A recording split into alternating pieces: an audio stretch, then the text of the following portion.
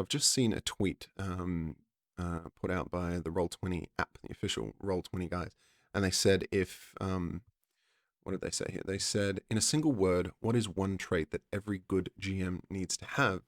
We'll start with an easy one: empathy. And I think that's great. You need to be empathetic. You need to understand that everybody's coming from a different place and a different time, but someone else kind of nailed it a little bit more on the head for me, at least. So this person said respect, and that is huge. Respect is massive. And they continue on by saying, respect for the new players and the challenges of starting a new game or hobby.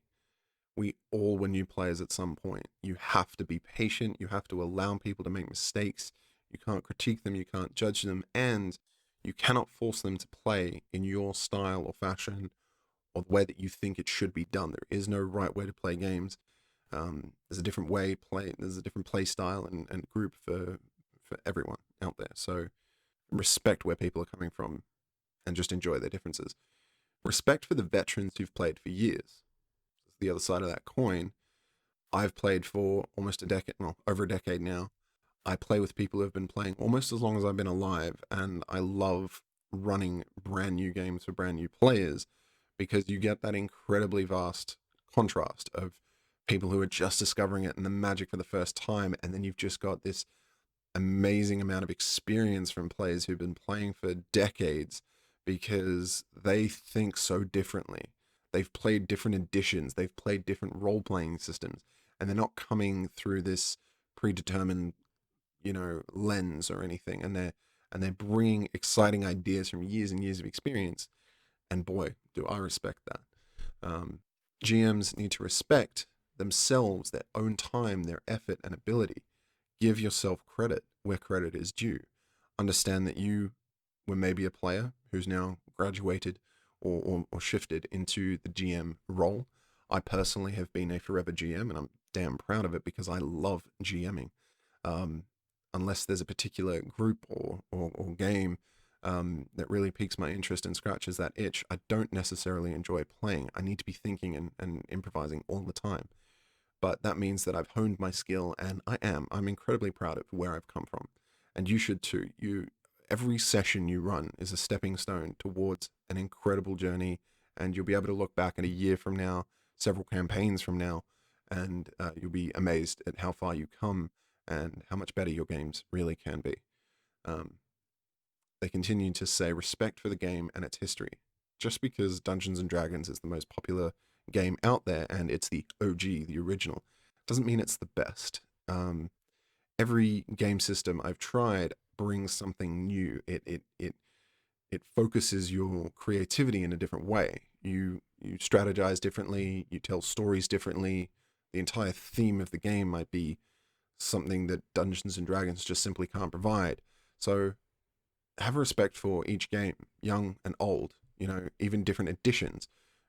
First edition D&D might be the perfect system for you and your group. It might be that crunchy, clumsy system that someone like myself doesn't necessarily enjoy, but that doesn't mean I can't learn from reading those books. I've got advanced Dungeons and Dragons books, advanced second edition books, and I love reading them because it makes me go, okay, that's how thinking was at one stage, and this is where we've come from, and I can bridge the gap. If I like an idea, I can take it. I can go, wow, I'm so glad we don't use Thaco anymore. Respect the system that you're using, and lean into it. Enjoy the fact that every system is going to be unique as well.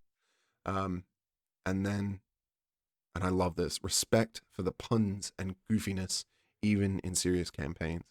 People need to really get this. Again, using the example of my veteran players versus my new players.